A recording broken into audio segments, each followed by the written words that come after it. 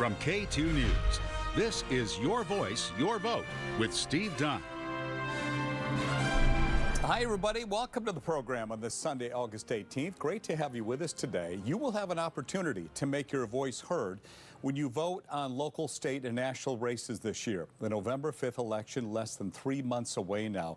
And today on Your Voice, Your Vote, members of the League of Women Voters join us, and today's guests are statewide experts on the subjects of ranked choice voting at Oregon student mock elections. The League is a nationwide, nonpartisan, nonprofit organization that works to empower voters, and one way the League does that is through education. We may need more of that this year with the city of Portland's change to a new method of voting. I certainly know I do.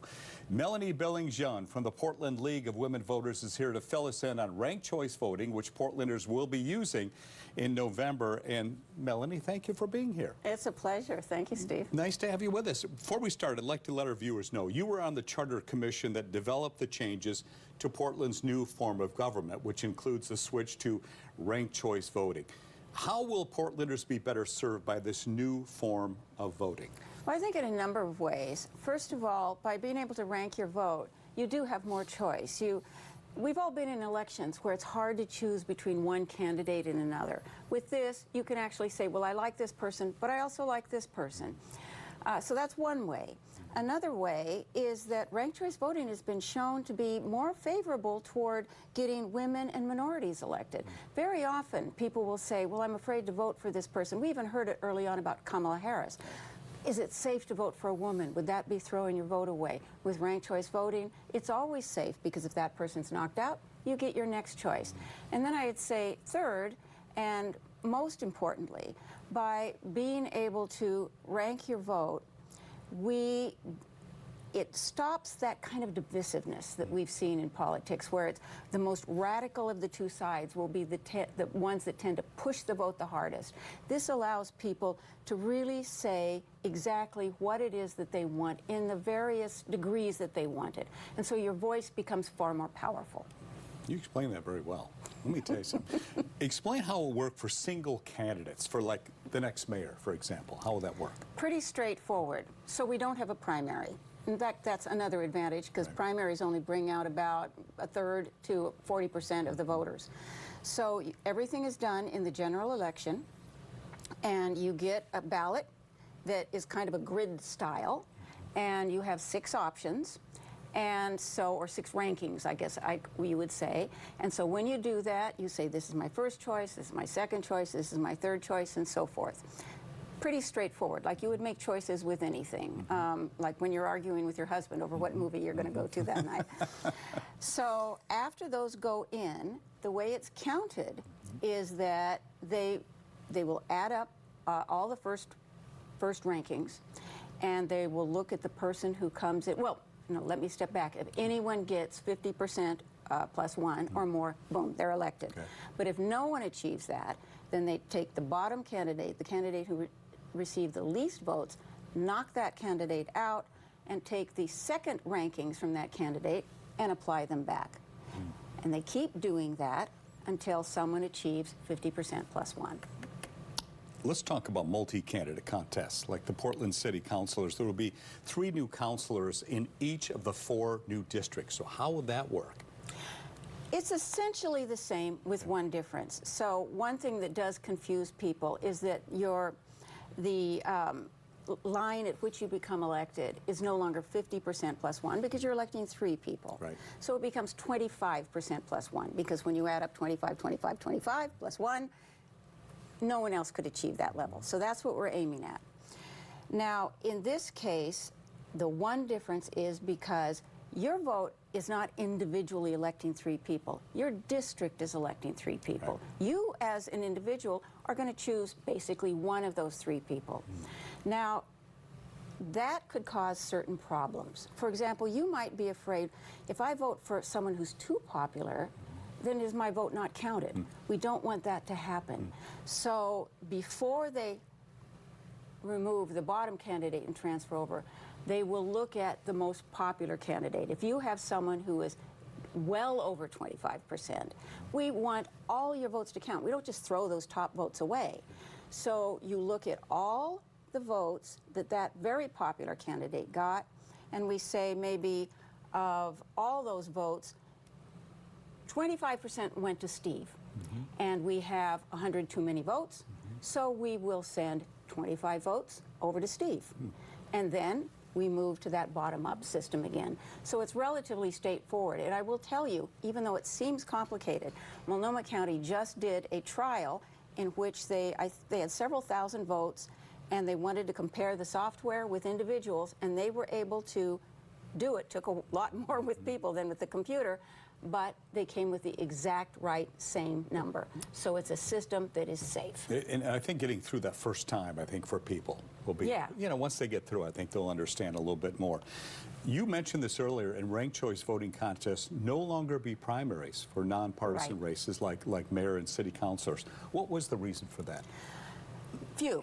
So one is that primaries are expensive, and so it saves that. That's one of the minor reasons, but it is important.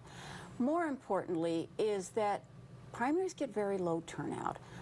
In a non-presidential year, maybe about 35%. In a presidential year, maybe 45%, but not when we compare that with the 70% that we get in a general. It means that a small portion of the electorate is making a determination.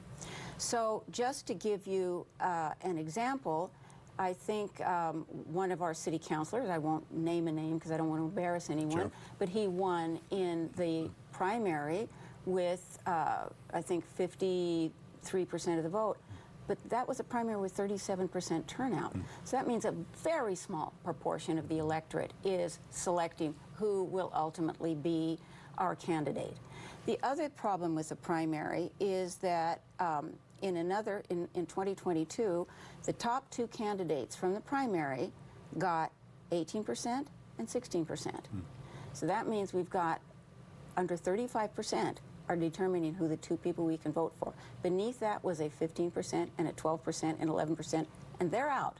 So that means that we're not really expressing correctly what it is that our voters want. Is there some concern that maybe some folks who they don't understand ranked choice voting, so they just won't vote? And what do you say to those people? Well, of course, there is always that concern. When you transfer to anything, it is difficult for people. I was thinking of this example on the way over. You know, back in the old days, you just opened and closed a door. When they introduced turning doorknobs, that confused people. They don't know how to do it. But once they try it, it's fine.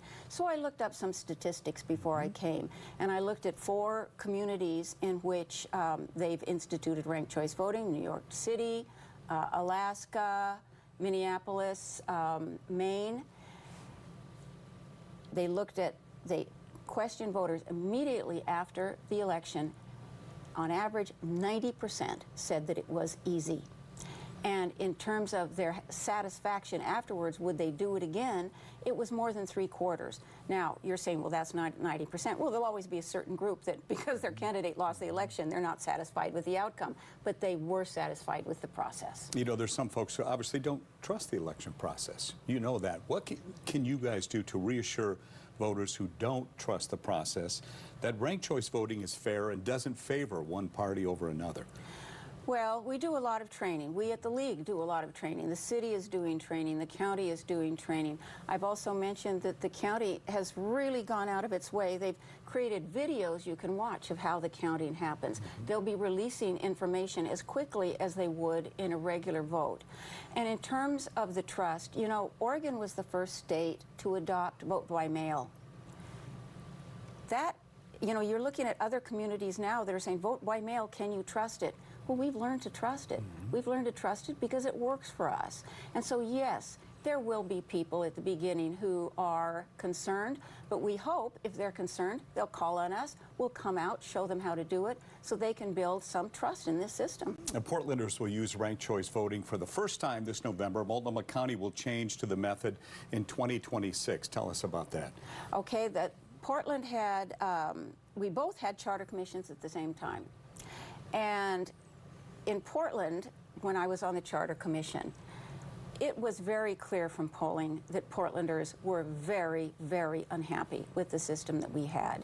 Huge numbers were saying that the city is going in the wrong direction. So we felt really compelled to move at a relatively fast rate to get this instituted. I'm glad that we did. I think that it has focused everyone. You and I, Steve, were talking a little bit before this, in which we both said there is so much energy now going into this race. People are excited about the change. When I was campaigning for the charter, the biggest comment I got when I got outside of the central city was, our voice doesn't count for anything. Right.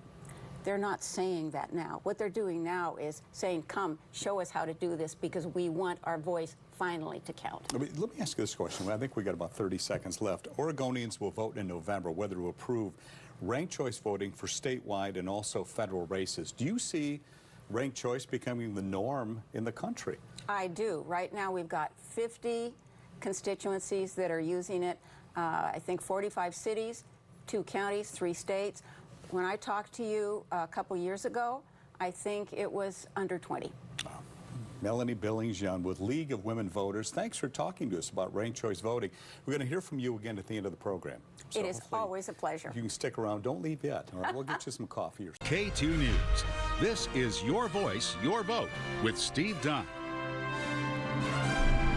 And welcome back to the program on this Sunday morning, everybody. We're continuing our conversation with members of the League of Women Voters. And with me now is Mimi Elkai, a former teacher who volunteers with the League of Women Voters in Oregon. The League website says, your passion is getting out the youth vote. You do that in part with student mock elections. So let's talk about those elections. What kind of an impact do they have on the students?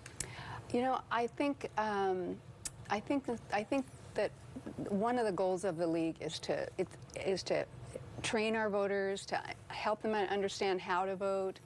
And one of the things that we have figured out is that if we get them young and we help them understand that it's not as scary, it's not hard, then they'll do it as they're older. So in 2022, I was looking at some of the league materials, and I realized that we used to do the mock elections, and then for about 10 years or so, it sort of quit happening. It just didn't happen. And so I said, why aren't we doing that? I probably shouldn't have asked, because then I ended up being in charge of it. That's what happens. So now I'm coordinating for the state. We started in 2022 in a pretty big election where we were electing our governor. We had about 5,000 students who were registered. Teachers have to register the students. We had a really hard time getting through to teachers because of the firewalls, the email firewalls around districts. Right. So we did end up with about 5,000 students registered across the state, and we were actually in more than 20 different communities. Not very many in the Portland area, but we did have about 5,000 students who were registered by their teachers. But we had like one school from Portland area. So then in 2023, when we had a special election, Multnomah County, I enlisted a couple of people from the Portland League, and we decided we were going to do that special election as a mock election. And we ended up with 25 schools in the Portland area. So not just Portland, but also Reynolds and Centennial and Gresham area. So we did end up with a bank now that we have of contact information for teachers all across the state, huge numbers. But we just need teachers to get on our website, register. We allow students we sort of plan this for students who are grades 6 through 12. But I've had a couple of teachers contact me who are grades 4 and 5 who think their students are ready, and we are flexible.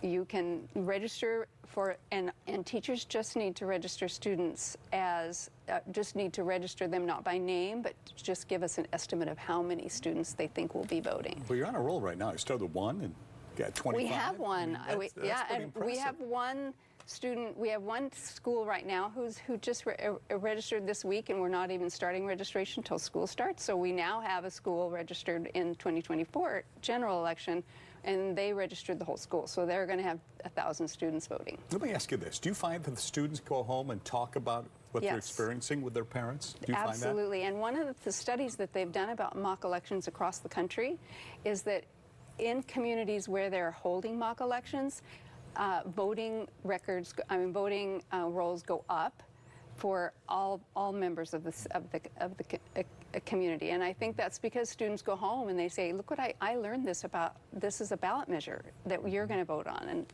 this is what I learned about it. I agree with you, and I think sometimes voting can be intimidating for people, particularly when you're that young. Yeah. And if you go through that process, say, well, it wasn't that bad. And an 18-year-old who finally gets to vote and has never voted before, they get this ballot and they have no idea. They don't know how to study the measures. They don't know how to research the candidates. So that's what the schools are doing. That's what schools are doing for kids grades 6 through 12, is teaching them, because we choose. It's really important to us that students have an authentic voting experience. So we don't do fake stuff. Well, that's what I was going to ask you. How realistic is the voting experience for these kids? It's very realistic. Yeah. They actually will be voting for real election items, races that are the same ones that their parents and their siblings are going to vote for. We don't give them the whole ballot, obviously. That's too much. But we choose 3 different items that are going to be of interest, and we also choose things that teachers might like to research with their students. So the teachers actually end up learning more about the elections themselves. And actually, I've had feedback after the elections. I always ask for feedback from the teachers, and I've had teachers say, this is the first election I've ever voted in myself that I felt so much more ready than ever before. Well, that's incredible. So, in addition to the candidates, what else will the students be voting on? Well, we usually choose a ballot measure, and I'm the one who creates the ballots. And actually, I work with the Secretary of State's office, and I also work with the Oregon Department of Education. But I create the ballots, and so I choose 3 things that are statewide, and then I contact teachers who have registered their students and find out in different communities if there's a local measure that they might like to have their students vote on. And so in the last election, I created 13 ballots.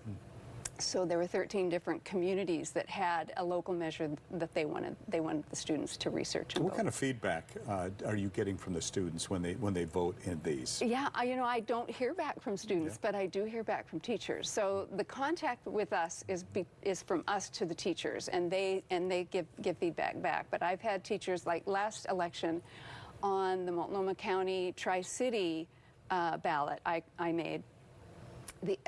The local measure was the zoo measure. And so I had teachers say it was the best class discussion I've ever had. Really? In all my years of teaching, because they had students who thought initially, oh, of course I'm going to vote for the zoo measure. I like zoo. I like the zoo, right? But then they had to research what was the opposition, what were the people who were promoting the measure saying, and they had some confusion then, and it made them think, okay, there are some good statements out there about why this should not pass. And I had one of the teachers write back and say this was the best class discussion I've ever had. I want to ask you a question, because we talked about you're trying to get more teachers involved here. You got to get in touch with it, because of that firewall, that email firewall that you have.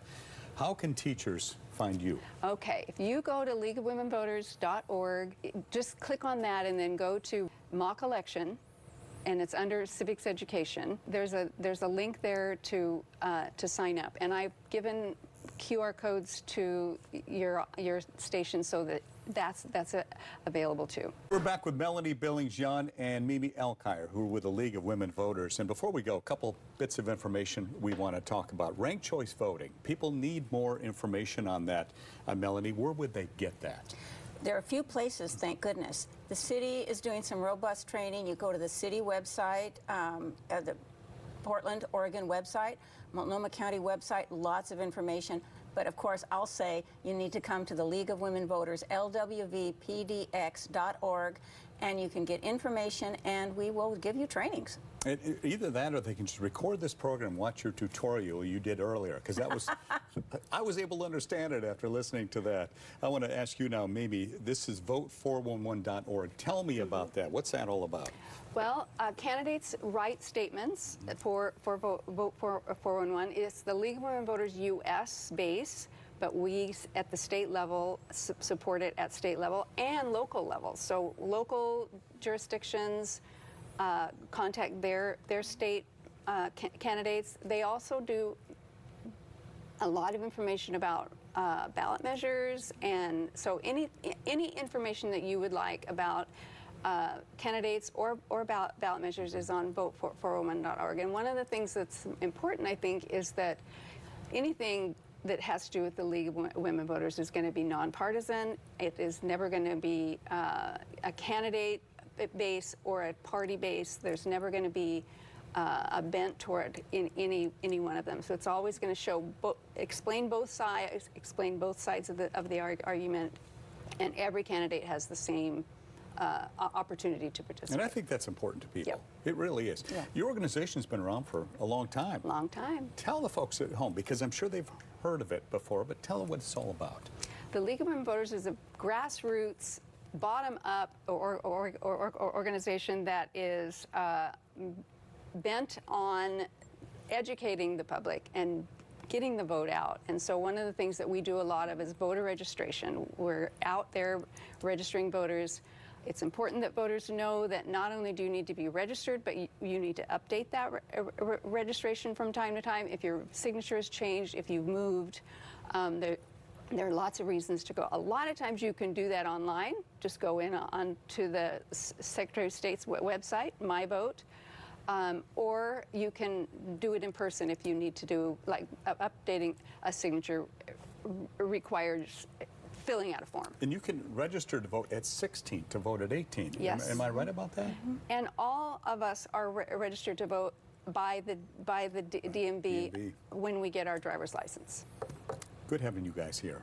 Really appreciate your time. Important to get it out there. Tell everybody where to get the latest information, especially with ranked choice voting. A lot of questions for folks, and I'm glad you were able to answer it today and send them to a place if they need more information. Thanks for being here, you guys. You really helped me out a lot. Thanks for both of you for being here. That's it for today's program.